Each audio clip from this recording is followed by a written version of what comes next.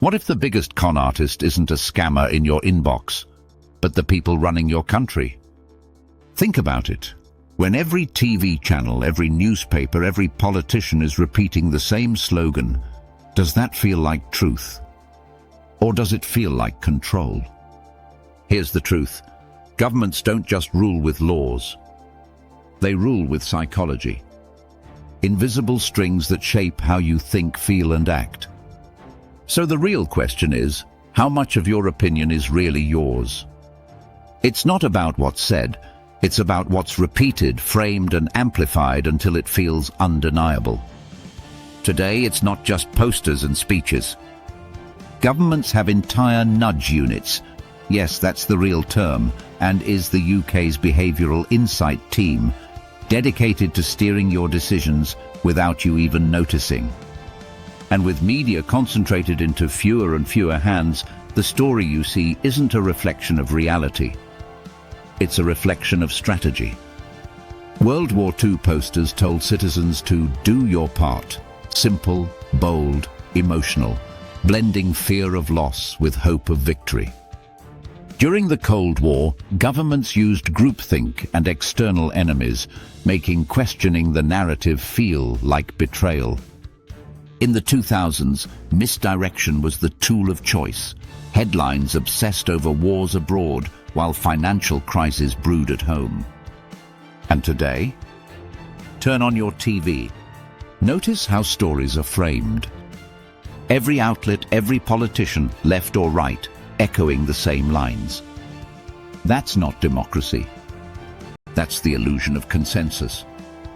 And when both parties, both sides, push the same agenda with different packaging, that's the uni-party illusion. Choice on the ballot. No choice in reality. Here's the psychology behind it. Authority bias. We're wired to trust the suit, the lab coat, the press podium. The messenger feels more important than the message. Social proof. If every outlet agrees, if everyone believes it, you assume you should too. Illusory truth effect. Repeat a phrase enough times and the brain accepts it as fact. Fear versus hope framing. If you don't comply, disaster. If you do comply, a brighter tomorrow. Carrot and stick. Misdirection. Scandals and failures buried under flashy distractions. Bread and circuses modernized. Gaslighting. When obvious failures are denied so relentlessly that citizens doubt their own perception. Deflection. Blame shifted to foreigners, opposition, or a convenient crisis. Dodging questions and reframing them to soften the message or change topic entirely. Groupthink. Nobody wants to be the odd one out, so people silence themselves even when they see the cracks. Put together, these aren't random tricks. They form a psyop, a psychological operation designed to shape your reality. Here's a question for you.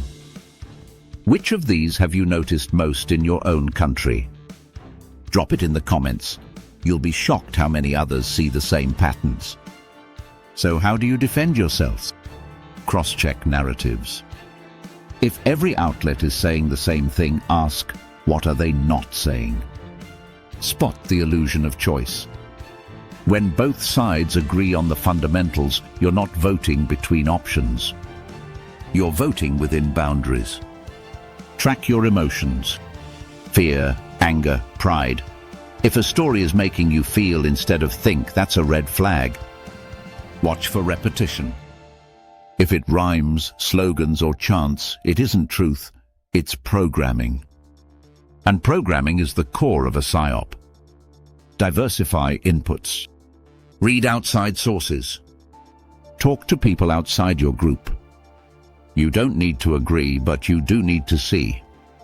Governments don't need bars or chains if they already control the story in your head. Media, politics, narratives, it's not democracy, it's psychology.